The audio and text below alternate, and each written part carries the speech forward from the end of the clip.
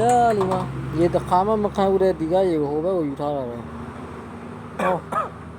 อยู่บนภูเขาเลย ခါတယ်ကမှရေခါမှမခံဘူးတဲ့ဒီနေရာဒီမှာတေချာပိတ်ပြီးတော့ထားတာမှန်နဲ့ရေမခမ်းလားရေမခမ်းတဲ့နေရာထူးဆန်းတဲ့နေရာလေးပေါ့ဟေးရွှေငွေပတ်စံလေးရေမခမ်းလို့ငါတို့လေး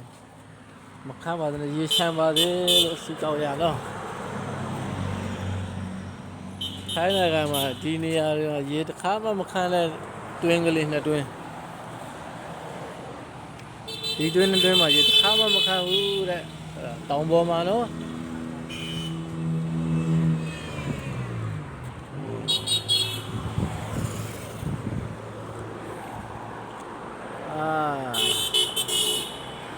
တောင်အပေါ်ဆုံးမှာတောင်ပေါ်မှာရေမခမ်းတဲ့နေရာလေးဖြစ်ပါတယ်ဒါရေမခမ်းတဲ့နေရာလေးတောင်ပေါ်မှာရေမခမ်းတဲ့နေရာလေးဒီတွင်းလေးနှစ်တွင်းနော်ရေတစ်ခါမှမခမ်းဘူးဟောတောင်ထိပ်မှာ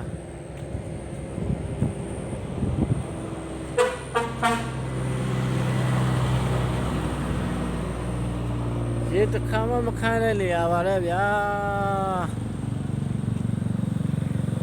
အော်စရာလေဟောကြည့်နေကြတဲ့ရှေ့မျိုးတို့လည်း